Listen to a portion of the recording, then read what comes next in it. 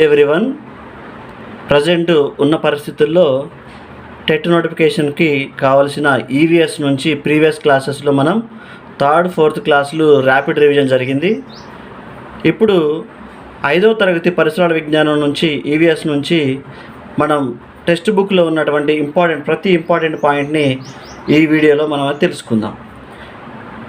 ఇందులో మొదటి చాప్టర్ వచ్చేసి జంతువులు మన జీవనాధారం. గొర్రెల కాపరికి కుక్క, గాడిద అనే జంతువులు సహాయపడతాయి. గొర్రెల కాపరితో ఉండే వస్తువులు ఏంటంటే, ఇక్కడ గొర్రెల కాపరి తోలు చెప్పులు ధరిస్తాడు, ఊలు గొంగలి ఉంటుంది, ఒక కర్ర ఉంటుంది, మంచినీటి బుర్ర ఉంటుంది. సో గొర్రెల కాపరి దాదాపుగా 30 కిలోమీటర్లు నడుస్తాడు. ఒక రోజులో వచ్చేసి 30 కిలోమీటర్లు నడవడం ఉంటుంది వీటితో పాటుగా. నెక్స్ట్ రైతు మిత్రులు అంటే ఏంటంటే మనకి ఫ్రెండ్ ఆఫ్ ఫార్మర్స్. వానపాము, సాలెపురుగు, చీమ, పాము, ట్రైకోగ్రామాను మనకి రైతు మిత్రులుగా చెప్తారు. ఇక్కడ విషమును కలిగి ఉండే పాములు అంటే పాయిజనస్ స్నేక్స్ ఏమని అడుగుతున్నారంటే నాగుపాము, నాజా అంటాం, దీని యొక్క శాస్త్రీయనామం కట్లపాము, బుంగార సిరులస్ అంటాం. సముద్ర పాము, దీన్ని హైడ్రోఫస్ అంటాం. రక్త పెంజర జాతి పాములు. రక్త పెంజర అంటే ఏంటి, దాని యొక్క హెడ్ అనేది ట్రయాంగిల్ షేప్లో ఉంటుంది, బాడీ మొత్తం మచ్చలు ఉంటాయి. ఈ రక్త పెంజర దీని యొక్క శాస్త్రీయనామం వచ్చేసి రస్సల్స్ వైపర్ రస్సల్ అంటాం దీన్ని. సో ఇవి పాయిజనస్ స్నేక్స్. నెక్స్ట్ ట్రైకోగ్రామాను, దీని యొక్క ఇంపార్టెన్స్ ఏంటో తెలుసుకుందాం. ట్రైకోగ్రామా గురించి పూర్తి సమాచారం. దీన్ని జాతీయ వ్యవసాయ పరిశోధన మండలి జాతీయ వ్యవసాయ international council of agriculture research శాస్త్రవేత్తలు ప్రయోగశాలలో దీన్ని సృష్టించడం జరిగింది. ICAR అంటే ఏంటి, international council of agriculture research, జాతీయ వ్యవసాయ పరిశోధన మండలి అంటాం. సో దీని యొక్క జీవితకాలం, ట్రైకోగ్రామా యొక్క జీవితకాలం ఎంత, 7 రోజులు మాత్రమే ఇది జీవిస్తుంది. నేను పంట పాడు చేసే పురుగులను, గుడ్లను నాశనం చేస్తాను. ట్రైకోగ్రామా ఏం చేస్తుంది, ఇక్కడ పంటను పాడు చేసే చీడపీడల నుంచి, అదేవిధంగా ఇక్కడ పురుగులు వాటి యొక్క గుడ్లను నశింపజేస్తుంది. ఇక్కడ ఎద్దు కొమ్ములతో గుండీల తయారు చేసే పరిశ్రమ ఎక్కడుందంటే కాకినాడలో ఉంది. ఇది కూడా ఇంపార్టెంటే. ఎద్దు కొమ్ములతో తయారు చేసే గుండీల యొక్క పరిశ్రమ ఎక్కడుందంటే మనకి కాకినాడలో ఉండడం జరిగింది. నెక్స్ట్ పాము పాలు తాగదు. అంటే మనం చూసుకుంటే సైంటిఫిక్గా చూసుకుంటే పాము అనేది దాని యొక్క టంగ్ ఎలా ఉంటుంది, నాలుక ఎలా ఉంటుందంటే బైఫర్కేట్ టంగ్. నాలుక అనేది 2గా చీలి ఉంటుంది. కాబట్టి ఈ పాము అనేది పాలు తాగదు. ఒకవేళ తాగిందనుకోండి, తాగితే ఏమవుతుందంటే దీని యొక్క లంగ్స్లోకి ఈ పాలు అనేది వెళ్ళడం వలన దీనికి ఇక్కడ బ్రీతింగ్ ఆడక చనిపోవడం జరుగుతుంది. సో పాములకు ఇష్టమైన ఆహారం ఏంటంటే ఎలుకలు ఎక్కువగా తింటుంది. ఇంకా ఇంపార్టెంట్ ఏంటంటే ఈ చాప్టర్లో వన్యప్రాణి సంరక్షణ చట్టం అంటాం. ఈ వన్యప్రాణి సంరక్షణ చట్టం ఎప్పుడు వచ్చిందంటే 1971లోని షెడ్యూల్ 1 ప్రకారం ఇది వన్యప్రాణి సంరక్షణ చట్టం. షెడ్యూల్ 1 ప్రకారం పులి, ఏనుగు, నెమలి మొదలైన అడవి జంతువులను వేటాడడం, విక్రయించడం పూర్తిగా నేరం. ఇక్కడ ఎలాంటి జంతువులను వేటాడకూడదు, వాటిని ఇతర దేశాలకు ట్రాన్స్పోర్ట్ చేయకూడదు. ఈ నేరానికి పాల్పడితే వారికి 3 నుండి 7 సంవత్సరాల జైలు శిక్ష విధించడం జరుగుతుంది. దాంతోపాటు 1 లక్ష రూపాయల వరకు జరిమానా విధించడం జరుగుతుంది. ఇది వన్యప్రాణి సంరక్షణ చట్టం. నేడు మాత్రం ప్రతి 20 నిమిషాలకు ఓ జాతి అనేది కనుమరుగవడం జరుగుతుంది. ఎందుకంటే ఇక్కడ జాతులు అనేవి అంతరించిపోవడం జరుగుతుంది. దీన్ని ఏమంటామంటే ఎండేంజర్ స్పీసీస్ అంటాం.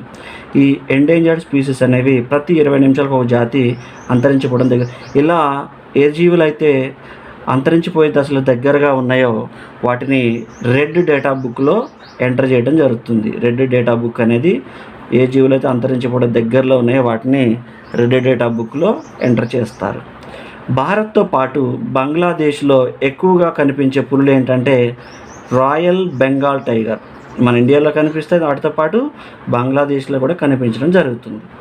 నెక్స్ట్ అంతరించిపోతున్న జంతువులు ఏ జీవులు అయితే ఇప్పుడు అంతరించిపోవడం దగ్గరలో ఉన్న జీవులను ఏమంటాం? అంతరించిపోయే జీవులు. వాటిల్లో ముఖ్యమైన జంతువులు ఏంటంటే పులులు, కలివికోడి, బట్టమేక పక్షులు, పుంగనూరు ఆవులు. ఇవి అంతరించిపోయే దశలో దగ్గరగా ఉన్న జీవులు. నెక్స్ట్ రాబందు గురించి మనకి 5th క్లాస్లో ఉంది. రాబందు యొక్క ఎంత ఎత్తులో ఉంటుందంటే 2 అడుగుల ఎత్తు ఉంటుంది. కొన్ని సంవత్సరాలుగా మన రాష్ట్రంలో, మన తెలంగాణలో ఈ పక్షి జాతి కనిపించడం లేదు. దీనికి ఇది కనబడితే, ఒకవేళ రాబందు కనబడితే తెలంగాణ జీవ వైవిధ్య మండలికి తెలియజేయాలి. వారు మనకి 2 లక్షల రూపాయలు బహుమతిగా ప్రకటించడం జరిగింది. ఎంతంట? 2 లక్షల రూపాయలు. ఇది కూడా కొంత ఇంపార్టెంట్.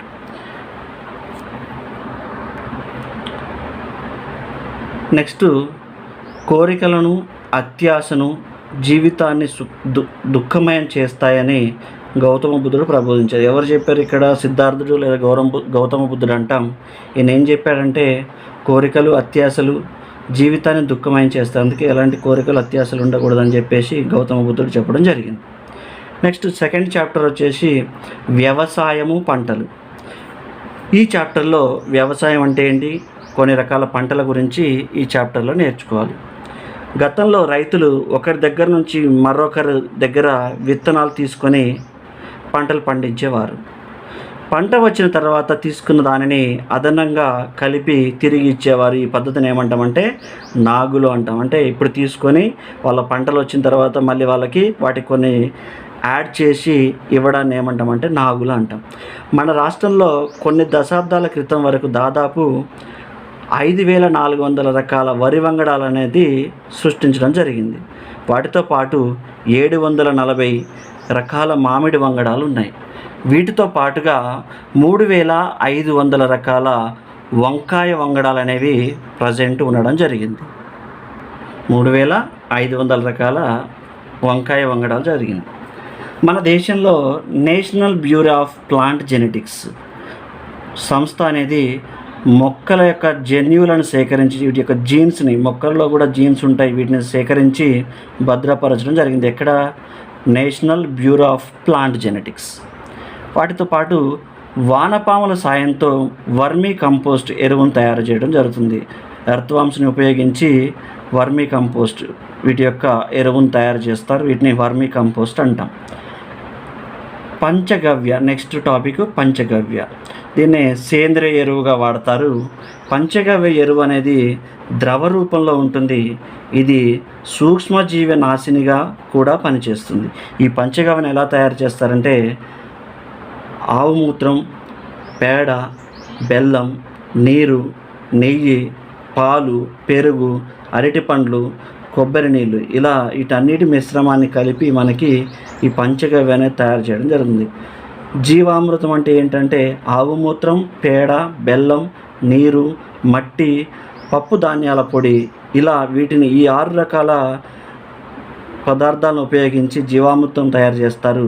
పంచగవ్యని మాత్రం 9 రకాల వస్తువులను ఉపయోగించి రకరకాలుగా పంచగవ్య తయారు చేయడం జరుగుతుంది. గుడ్ల కోసం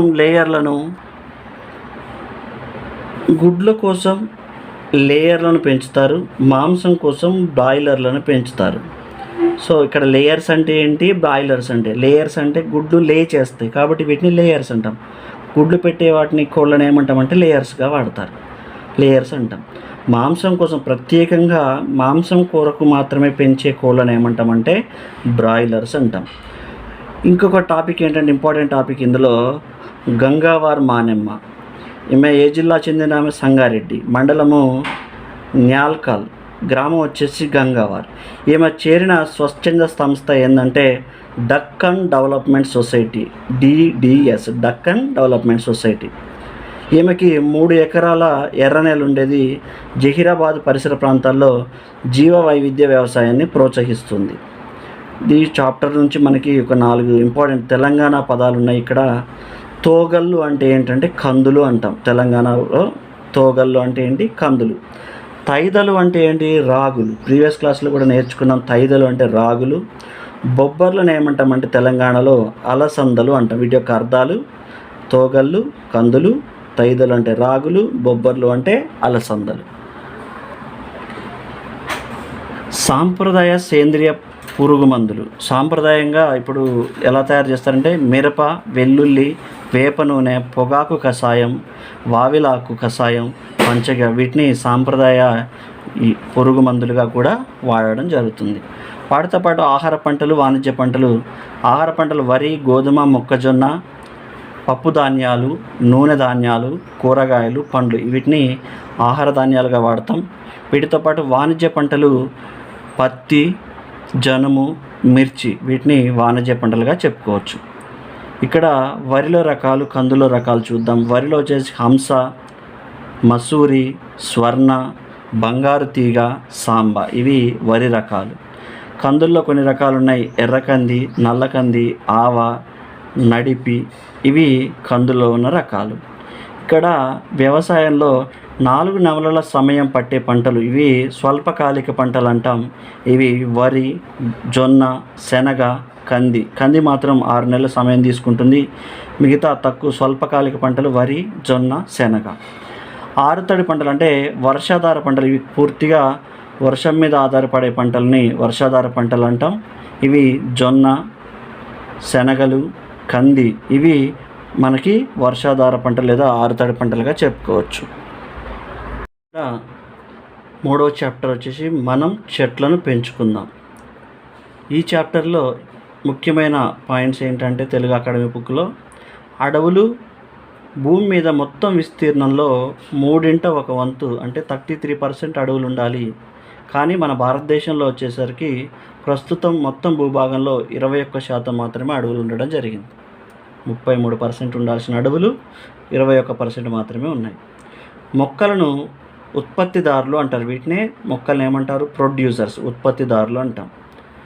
రోడ్లకి ఇరువైపులా వేప, రావి, మర్రి, కానుగ మొక్కలు వంటివి నాటాలి. అడవిగా పెరిగే చెట్లను మామిడి, చింత, మర్రి, నారింజ చిన్న చిన్న కుండీలలో పెంచడానికి బోన్సాయి, వామన వృక్షాలు అంటారు. పెద్ద పెద్ద చెట్లను కుండీల్లో చిన్నగా పెంచడాన్ని ఏమంటామంటే బోన్సాయి వృక్షాలు లేదా వామన వృక్షాలు అంటాం. బోన్సాయి అనేది జపాన్ దేశపు సాంప్రదాయ కళ. ఏ దేశానికి సాంప్రదాయ కళ? జపాన్ దేశపు సాంప్రదాయ కళ. డాంబర్ పూసిన కర్రకు చెదలు అనేది పట్టదు. మనకి కర్రకు చెదలు పట్టకుండా ఉండాలంటే ఏం చేయాలి? డాంబర్ పూసిన కర్రలు వాడితే వాటికి చెదలు అనేది రాకుండా ఉంటుంది. Next important point, council for green revolution. ఈ సంస్థ గ్రామాలలో పాఠశాలల ద్వారా పనిచేస్తుంది. మొక్కలు నాటడం, సంరక్షించడం, స్వచ్ఛమైన ప్రకృతిని అందించడం వంటి అంశాలలో పిల్లలకు, పెద్దలకు గుర్తు చేస్తున్న సంస్థ ఇది. ఇది ప్రధానంగా ప్రకృతిని కాపాడుకోవడం కోసం ఏర్పడింది. ఈ సంస్థ 1,000,000 మొక్కలు నాటే కార్యక్రమానికి శ్రీకారం చుట్టింది. ఎవరంట? Council for green revolution. ఎన్ని మొక్కలు? 1,000,000 మొక్కలు. దాదాపు 650 ప్రభుత్వ పాఠశాలలకు మొక్కలు పంపిణీ చేసింది. ఒక్కొక్క విద్యార్థి సుమారుగా 5 మొక్కల చొప్పున ఇచ్చారు. ఈ సంస్థ యొక్క అధ్యక్షురాలు ఎవరు? శ్రీమతి లీలా లక్ష్మారెడ్డి గారు. ఈ సంస్థ 1,000,000 మొక్కల సంకల్పంతో భాగంగా వన ప్రేరణ అనే ఉద్యమాన్ని చేపట్టింది. ఎందుకంటే 1,000,000 మొక్కలు నాటాలి కాబట్టి దీనికి వన ప్రేరణ అనే పేరు పెట్టడం జరిగింది. ఈ ఉద్యమాన్ని విద్యార్థులు మరియు ఉపాధ్యాయులు భాగస్వామ్యంతో మహబూబ్ నగర్, నల్గొండ, వరంగల్, రంగారెడ్డి, మెదక్ వంటి జిల్లాలలో కొనసాగిస్తున్నారు. అదేవిధంగా ఒక్కరోజు 2 లక్షల విద్యార్థులు 10 లక్షల మొక్కలు నాటారు. ఒక్క రోజులో 2 లక్షల మంది విద్యార్థులు మనిషికి 5 మొక్కల చొప్పున 10 లక్షల మొక్కలు అనేది నాటడం జరిగింది. ఈ సంస్థ విద్యార్థులచే పర్యావరణ ప్రతిజ్ఞ చేయిస్తున్నారు.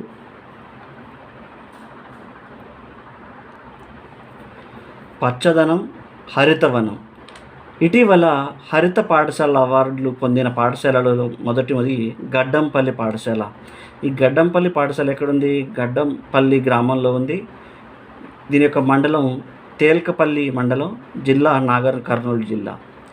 గడ్డంపల్లి హరిత అవార్డు పొందిన పాఠశాలలకు కౌన్సిల్ ఫర్ గ్రీన్ రెవల్యూషన్ వారు వివిధ రకాలకు చెందిన 400 మొక్కలను విద్యార్థులకు అందజేశారు. ఇందులో సగం మొక్కలు పాఠశాలలో, మిగతా సగం వారి ఇళ్ల వద్ద నాటాలి అని, వాటిని సంరక్షించాలని ఈ కౌన్సిల్ ఫర్ గ్రీన్ రెవల్యూషన్ వాళ్ళు ఇవ్వడం జరిగింది. మొక్కలకు పుట్టినరోజు కూడా జరిపారు. ఎవరు? ఈ గడ్డంపల్లి పాఠశాలలో మొక్కలకు పుట్టినరోజు జరిపారు. మొక్కలకు కూడా రాఖీలు కట్టారు. రాఖీలు కట్టి వాటిని సొంత ఇంట్లో వారిగా చూసుకోవడం జరుగుతుంది. ఈ విధంగా పర్యావరణాన్ని పచ్చదనంతో నింపడానికి పాఠశాలలో కృషి చేస్తున్న సంస్థలు వచ్చేసి కౌన్సిల్ ఫర్ గ్రీన్ రెవల్యూషన్, అటవీ శాఖ, వందే Mataram foundation, national green core. ఇవి పచ్చదనం, హరితవనం కింద తీసుకునే ఈ 4 సంస్థలు: కౌన్సిల్ ఫర్ గ్రీన్ రెవల్యూషన్, అటవీ శాఖ, వందే Mataram foundation, national core committee. ఇక్కడ వన ప్రేరణి ఉద్యమంలో భాగంగా కౌన్సిల్ ఫర్ గ్రీన్ రెవల్యూషన్ అందించిన మొక్కలను సంరక్షించి ప్రకృతి పరిరక్షణ పట్ల శ్రద్ధ కనపరిచిన విద్యార్థులకు ఒక అవార్డు ఇవ్వడం జరుగుతుంది. దాన్నే వనప్రేమి పురస్కారం మరియు మోడల్ను సత్కరిస్తుంది. ఎవరంట? Council for green revolution. ఇలాంటి విద్యార్థులకు ఇచ్చే పురస్కారం ఏంటి? వనప్రేమి అవార్డు విద్యార్థులకు ఇవ్వడం జరుగుతుంది. ప్రస్తుతం మన రాష్ట్రంలో ఉన్నత పాఠశాలల్లో నేషనల్ గ్రీన్ కోర్ కార్యకలాపాలను కొనసాగిస్తున్నాయి. ప్రస్తుతం ఈ కార్యకలాపాలను ఎవరు కొనసాగిస్తున్నారు? National green core. National green core యొక్క లక్ష్యం ఏంటంటే పాఠశాలను పచ్చదనంతో నింపడం, పర్యావరణాన్ని పరిరక్షించడం, పని అనుభవం ద్వారా పచ్చదనాన్ని ఆస్వాదించడం, శ్రమ విలువలను గుర్తించడం, వాతావరణ కాలుష్యాన్ని గుర్తించి తెలియజెప్పడం, గ్రామస్తులకు పర్యావరణం మీద అవగాహన కల్పించడం. ఈ 6 రకాల లక్ష్యాలను ఈ national council for green core అనేవారు ఇవి లక్ష్యాలను సూచించడం జరిగింది. వాటితో పాటుగా నగరాల్లో 67% మంది జనం నివసిస్తున్నారు. కల్తీ కూరగాయలు తినడం వల్ల వచ్చే వ్యాధులు ఏంటంటే రక్తపోటు, హై బీపీ, మధుమేహం, షుగర్ వ్యాధి, క్యాన్సర్. ఇవి కల్తీ కూరగాయలు, కల్తీ ఆహారం తీసుకోవడం వల్ల మనకి వచ్చే ఈ రకమైన వ్యాధులు. వేప చెట్టును ఐక్యరాజ్య సమితి దశాబ్ది వృక్షంగా ప్రకటించడం జరిగింది. ఏ చెట్టునంట? వేప చెట్టును ఐక్యరాజ్య సమితి దశాబ్ద వృక్షంగా ప్రకటించడం జరిగింది. ఈ వేప చెట్టు దేనివల్ల అంటే వేప 1000 రోగాలకు మందు, వ్యాధులకు ఖర్చు పెట్టకు వేలు. ఇది ఒక నినాదం ఉంది. వేప మొక్కలు పెంచడం మేలు. ఎందుకంటే వేప 1000 రోగాలకు మందు, వ్యాధులకు ఖర్చు పెట్టొద్దు డబ్బులు, వేప చెట్టును పెంచడం మేలు అని చెప్పేసి వేప చెట్టుకి మనకి ఐక్యరాజ్య సమితి ఒక శతాబ్ద వృక్షంగా ప్రకటించడం అనేది జరిగింది. మన రక్తంలో ఐరన్ ఉంటుంది. దీన్ని ఇనుము అంటాం. ఎముకలలో లేదా దంతాలలో కాల్షియంతో పాటు ఫాస్ఫరస్ ఉంటుంది. మన ఎముకలు దృఢంగా ఉండాలంటే ఏం కావాలి? కాల్షియం ఉండాలి. రక్తంలో ఏముండాలి? ఐరన్, ఇనుము ఉండాలి. ధాన్యాల్లో, మొలకెత్తిన గింజల్లో, పులియబెట్టి తయారు చేసిన ఆహారంలో విటమిన్లు ఉంటాయి. సో ఇది 3rd చాప్టర్. నెక్స్ట్ 4th చాప్టర్లో చూసుకుంటే పౌష్టికాహారం. పౌష్టికాహారంలో ముందుగా చిరుధాన్యాల గురించి చూద్దాం. చిరుధాన్యాలు అనేవి వరి, గోధుమలు, జొన్నలు, మొక్కజొన్నలు, తైదలు లేదా రాగులు అంటాం, సజ్జలు, సామలు, కొర్రలు. వీటిని ఏమంటాం? చిరుధాన్యాలు అంటాం. వీటితో పాటు చిరుధాన్యాల వలన మన శరీరానికి అవసరమైన శక్తి వస్తుంది. శరీరానికి శక్తిని ఇచ్చే పదార్థాలు మేజర్గా పిండి పదార్థాలు లేదా కార్బోహైడ్రేట్లు అంటాం. పిండి పదార్థాలను ఏమంటాం? కార్బోహైడ్రేట్లుగా అంటాం. చిరుధాన్యాల్లో పిండి పదార్థాలు అధిక పరిమాణాల్లో ఉంటాయి. వెన్న, నెయ్యి, నూనె మొదలగు వాటిలో ఎక్కువ కొవ్వులు ఉంటాయి. కొవ్వు పదార్థాలు కూడా శరీరానికి శక్తినిస్తాయి. ఇవి కొలెస్ట్రాల్, మన కొవ్వుని ఎలా ఫ్యాటీ యాసిడ్స్ గాను మార్చడం జరుగుతుంది, గ్లిజరాల్ గాను లేదా ఫ్యాటీ యాసిడ్గా మార్చడం జరుగుతుంది. కొవ్వులు శరీరంలో నిల్వలు ఉంటాయి. ఇవి మన శరీరంలో ఎడిపోస్ టిష్యూలో స్టోర్ అవ్వడం జరుగుతుంది. పప్పు ధాన్యాలు, శనగలు, పెసర్లు, మినుములు, కందులు మొదలైన వాటిని పాటు మాంసం, గుడ్లు తినడం ద్వారా మన శరీరానికి పెరుగుదల జరుగుతుంది. ఇవి మేజర్గా మన చిరుధాన్యాలు, పప్పు ధాన్యాలు. పప్పు ధాన్యాల్లో ప్రోటీన్లు, వీటిని ఏమంటామంటే మాంసకృతులు అంటాం. ఇవి ఎక్కువగా ఉంటాయి. ప్రోటీన్ల గురించి చూసుకుంటే ప్రోటీన్లు కొత్త కణాలు పుట్టడంలోను, గాయాలను, పుండ్లను మాన్పడంలో ఉపయోగపడతాయి. అంటే మనకి దెబ్బలు తగలడం తొందరగా మానాలన్నా, కొత్త కణాలు పుట్టాలన్నా, పుండ్లను మాన్పడంలో మనకి ఏంటి, మన బాడీలో ఇవి గాయాలను మాన్పడం, వీటితో పాటు కొత్త కణాలను పుట్టించడంలో సహాయపడతాయి ప్రోటీన్లు. చేపలు, గుడ్లు, మాంసం, పాలల్లో కూడా ప్రోటీన్లు అధికంగా ఉంటాయి. చేపల్లో ఒమేగా 3 ఫ్యాటీ యాసిడ్స్ ఎక్కువగా ఉంటాయి. గుడ్లు, మాంసంలో ప్రోటీన్లు కూడా అధికంగా ఉంటాయి. వీటితో పాటు పాలు తాగడం వల్ల పాలల్లో ఉండే కాల్షియం ఎముకల పెరుగుదలకు మరియు పటిష్టంగా ఉండడానికి సహాయపడతాయి. అంటే బోన్స్ పెరగడం, అవి దృఢంగా ఉండడానికి కారణం ఏంటంటే కాల్షియం. ఈ కాల్షియం ఎందులో ఉంటుంది? పాలు తాగడం వల్ల మనకు కాల్షియం వస్తుంది. ఆహార పిరమిడ్ యొక్క చార్ట్ చూద్దాం. ఆహార పిరమిడ్లో ఇవి మనం ఎక్కువగా ఏం తీసుకోవాలి, తక్కువగా ఏం తీసుకోవాలి, అరుదుగా తినాల్సిన పండ్లు ఏంటి, అరుదుగా తినాల్సిన ఫుడ్ ఏంటి. సో ఇది మనకి టెక్స్ట్ బుక్లో క్లియర్గా ఉన్న ఫుడ్ పిరమిడ్ యొక్క చార్ట్. నెక్స్ట్, టమాటాల్లో 1.08 గ్రాముల యొక్క ప్రోటీన్లు ఉంటాయి. వాటితో పాటు 1.5 గ్రాముల ఫైబర్ ఉంటుంది. Next, potassium, phosphorus, magnesium, sodium వంటి మూలకాలు మనకి టమాటాలో ఉండడం జరుగుతుంది. వాటితో పాటు కొన్ని విటమిన్లు కూడా ఉంటాయి. Vitamin A and B2, B6, vitamin E and కే, ఇవి విటమిన్లు అంటాం. ఇవి టమాటాలో ఉంటాయి. ఈ B2 అండ్ B6 ఇవి రెండే మనకి నీటిలో కరిగే విటమిన్లు. ఈ ఏ అండ్ ఈ అండ్ కే అనేవి మనకి ఫ్యాట్ సాల్యుబుల్, కొవ్వుల్లో కరిగే విటమిన్లుగా చెప్పుకోవచ్చు. నెక్స్ట్, ఇక్కడ ఈ టమాటాలో 22 క్యాలరీల శక్తి ఉంటుంది. ఇవి టమాటా గురించి.